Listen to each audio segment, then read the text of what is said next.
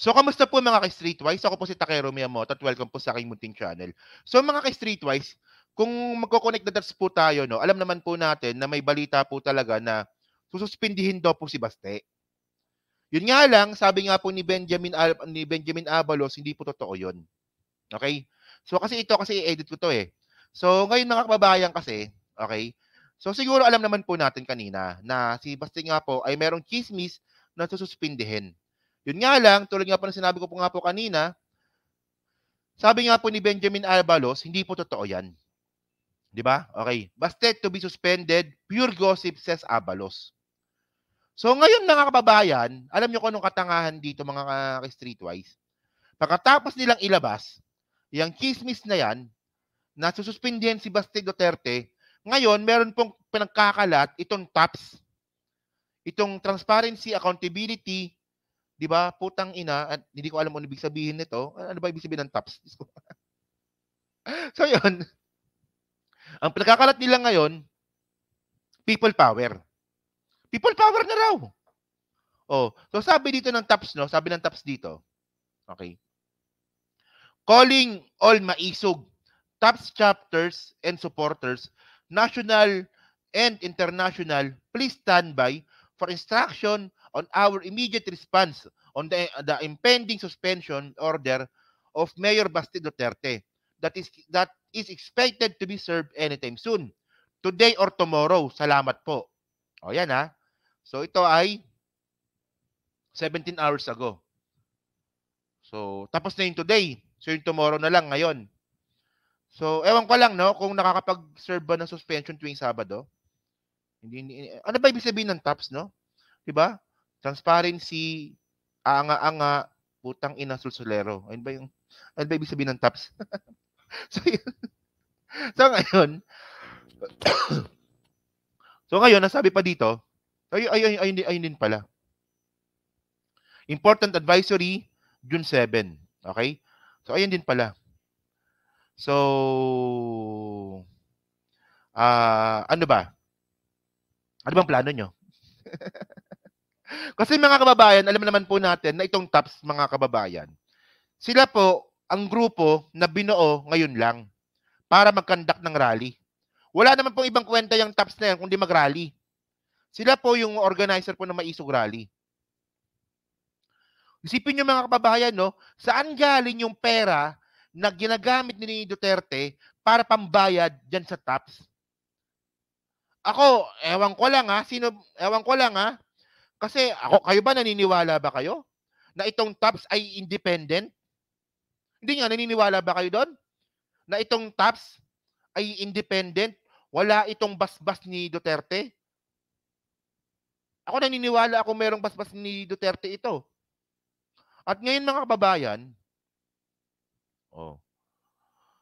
itong tao po na to, ang pangalan niya ay De Los Santos Berdel. Siya po nag-post niyan. Yun naman pala mga kababayan, yung De Los Santos Berdel na yan mga kababayan, siya pala ay, ito siya eh. Meron silang picture ni Amy at saka ni Sarah. So, isa po siya sa mga organizer po talaga ng TAPS. So, yan po, nakuha ko po yan sa mismong Facebook niya mismo. Okay? So, and then, nakita ko rin po dito sa post niya sa Facebook na TAPS Coalition Leaders Forum, June 5, 2024, Angeles, Pampanga. So, andun din po siya. Andito pala si Glenn Chong, no? Si Glenn Chong, di ba? Si Vic Rodriguez. Yan, di ba? Uto-uto talaga kayo. Walang iya kayo. Uto-uto! O si Pebbles, nandun din pala si Pebbles. Si Pebbles to, di ba? Ayun, no? Si Pebbles, tsaka si Joey hindi naliligo. Andyan, no? Ayan, no? Sa gilid. O, yan.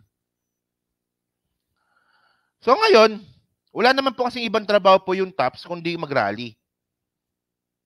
Di ba? So, ito paano? Ngayon, kung titinan po natin yung pinaka-motivation po ng TAPS, ang sabi ng TAPS, no? We are defenders of the republic and its constitution. Isipin niyo mga kababayan, no? Ito palagi ko na itong sinasabi eh. So, ang sabi ng TAPS, di ba? Sila daw po ay defender ng republika at saka ng konstitusyon. Ang tanong dito, kung kayo ay defender ng republika at saka ng konstitusyon, bakit kayo supporter ni Digong? 'Di ba? Kung meron man tao na gustong buwagin yung konstitusyon ng Pilipinas, si Digong 'yon. Bobo rin eh. Ano bang gusto ni Digong dati? Revolutionary government. Gusto niya federalism. O, okay naman yun sa akin. Okay lang sa akin yun. Kung makakabuti sa Pilipinas yung federalism, okay lang yun.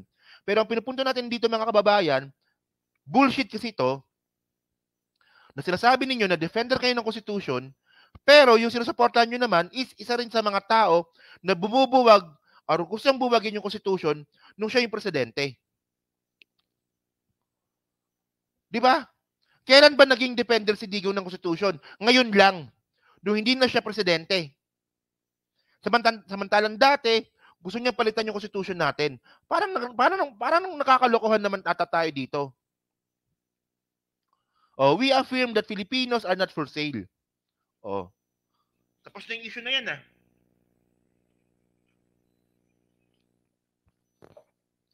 Tapos na yan, di ba? Oh. We stand to demand transparency, accountability, peace, and security. Transparency ang yan. So ngayon mga kababayan, ito. Sipin niyo 'di ba? Parang parang kabobohan po yung yung pinaglalaban ng TAPS eh. So ngayon, ito sakto andiyan si DJ Byron kasi siya nagpasa sa akin nito. Ngayon, ang gusto ngayon ng TAPS ngayon ay pag nasuspindi nga po si Basti Duterte, makakaroon po ng people power. 'Di ba? Yun nga lang mga kababayan, ang tanong dito, ganun pa ba ka-impluwensya si Digong para mag-conduct ng people power? Parang hindi na eh. So, ang maganda kasi dito, merong sinasabi dito si Ronald Llamas. Okay, so panoorin natin ito sinabi ni Ronald Llamas, no? Regarding sa people power ng mga Duterte. Gusto ko lang i-share sa inyo to kasi medyo natawa ako. Salamat DJ Byron dito sige. In any serious way?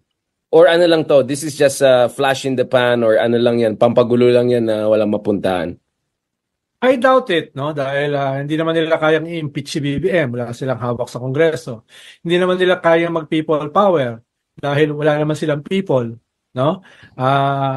Ikatlo, mahirap naman sila magpuna at saka mutiny, no? Natawa talaga ako dito eh. Di ba? Paano mag-people power si Duterte kung wala na silang people? Hindi nga, di ba? Alam nyo kasi mga kababayan, yung maisog rally po na yan, naniniwala naman akong bayad yan. Yung mga pumunta doon para pumalakpak, mga bayad po yan. Diyos ko na yan. O ngayon, paano kayo mag-people kasi, ito kung talagang hindi bayad yung maisog rally na yan, yung mga pupunta dyan, di bakit hindi niyo na ituloy yung people power sa Maynila? Oh. Pumunta kayo Maynila, diyan mag-people power kayo. Madami naman ata kayo eh. O di ba? So ano ba no? So ayun, ayun ang punto, di ba? Ay Takero pabati naman thanks. Kay Hans Lozarito napapabati po siya. Happy birthday ba? Magandang umaga lang. So ito mga babae, no, so sabi ni Ronald Llamas, di ba parang nakakatawa na lang, no? Paano mag-people power kung wala silang people? Tapos paano naman nila i-impeach si PBBM kung wala rin silang kapangyarihan sa Congress? So parang sumusuntok na lang sa hangin tong mga Duterte na to, no? Parang ayan ang lumalabas eh. Hawak sa Kongreso. Hindi naman nila kayang mag-people power dahil wala naman silang people, no? Ikatlo, mahirap naman sila magpuna at saka mutiny, no? Kailangan mong kasama yung chain of command para magku at saka mag-mutiny ka, di ba? Hindi naman pwede yung mga retired generals ang magkuku, no? Tapos mag-withdraw ng support. Wala naman silang i-withdraw, no? So, medyo So, ito no. So ito putulin ko lang to, no? Baka copyright tayo ni Richard Heideran eh. So ito, Ako naniniwala naman ako no na may mga supporter si Digong na mga retired. Totoo naman 'yon. May naniniwala ako doon. Yun nga lang mga kababayan. 'Di ba? Itong mga retirado po na to na retirado po sa AFP at saka PNP po na supporter ni Digong. Sila rin po yung mga nabigyan po ng pwesto noong panahon ni Duterte. Na-content ko na rin po ito kasi marami po talaga binigyan ng pwesto at trabaho sa gobyerno si Duterte na mga retired AFP tsaka retired PNP. So, syempre ngayon, bilang pagtanaw ng utang na loob, susuporta sila kay Digong. Yun nga lang po, wala na pong kapangyarihan yung mga yan. Kumbaga, wala na silang bilang. Di ba? So, makikita nyo na lang mga kababayan, makikita nyo dito mga kababayan na katangahan na lang talaga ito na magpatuloy po na pagsuporta sa mga Duterte. So, mahirap po sumuporta, di ba, sa isang barkong palubog na. Hindi nyo talaga makuha mga DDS, no? Kasi nga mga ano kayo eh. Mga inutol kasi kayo eh. Di ba? Yung kabulukan ninyo sa buhay, sinisisi ninyo ibang tao. Di ba? Imbis na magbakabiter kayo, dapat na lang gumawa kayo ng paraan para kung paano umasenso mga buhay ninyo. Yun nga lang kasi, lahat ng kabulukan sa buhay ninyo, sinisisi po ninyo sa gobyerno at kayo naman, nagpapauto naman kayo sa mga DDS na vlogger. Isipin nyo ng mga kababayan na kung gaano katanga itong mga DDS na to. Di ba simpleng dokumento na nga lang po ni Morales na peke, hindi pa nila malaman kung totoo o hindi.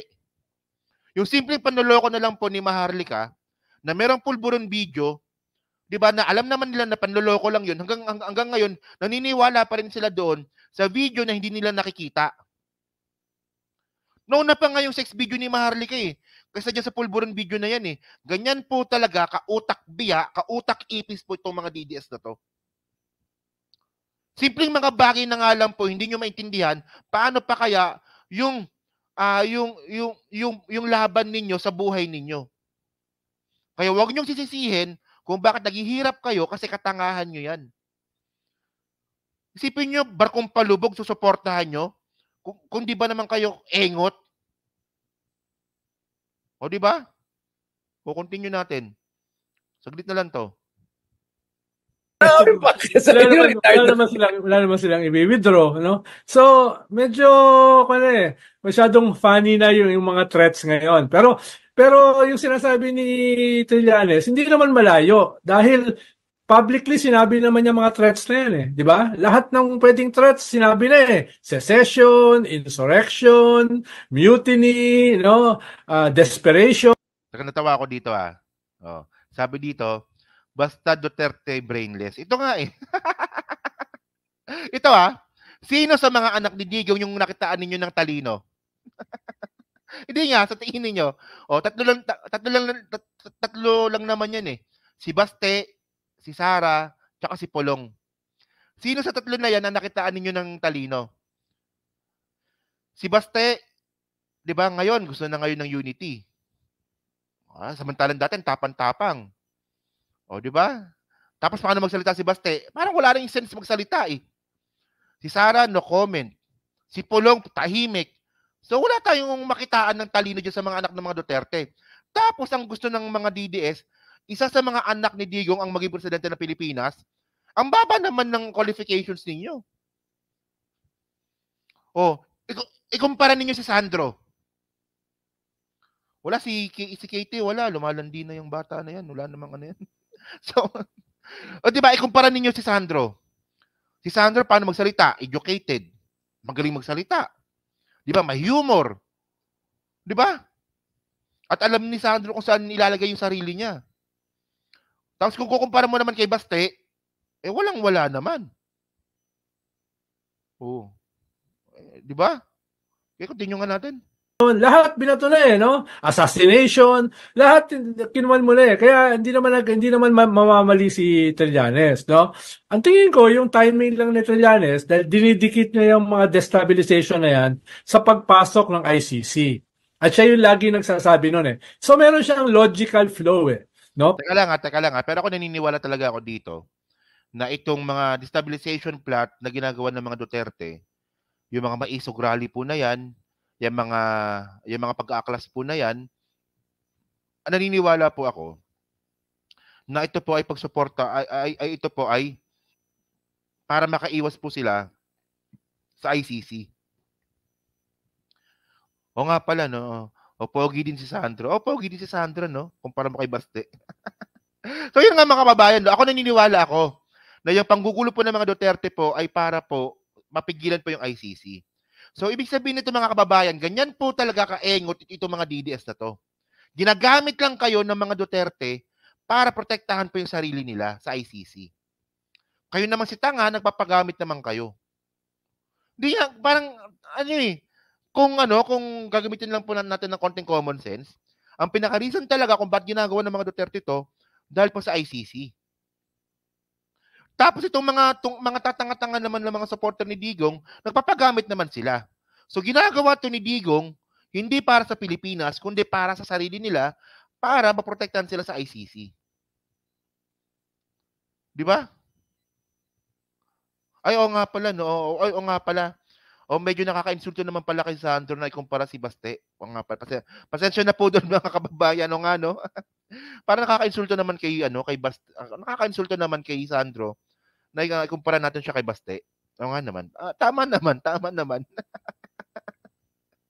Okay, continue. Kaya itong mga ito ay nagpaplano ng ouster. Kaya itong mga to, wine-weaponize si Morales sa Senate hearing. Kaya itong mga to, pinagpapatuloy itong pulburon dahil ito yung major trigger na gagamitin nila to oust Marcos para mapigilan yung pagpasok ng ICC.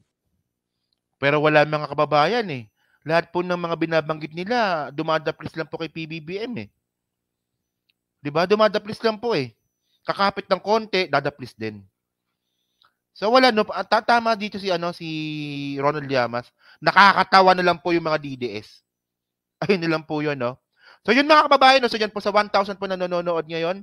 So hindi pa po nakakapag-like, palike na lang po ng video po na 'to. At diyan po sa Team Replays, ano nga po masabi niyo nga po dito sa nilalakad nilang people power. Kung sakali nga po na suspindihan si Baste. O nga naman, paano kayo magpi-people power kung wala na kayong people? So yun mga kababayan, so maraming salamat sa inyo lahat. So kita na lang ulit tayo sa susunod po na video. So salamat po sa inyo lahat. Thank you po mga ka-Streetwise, no.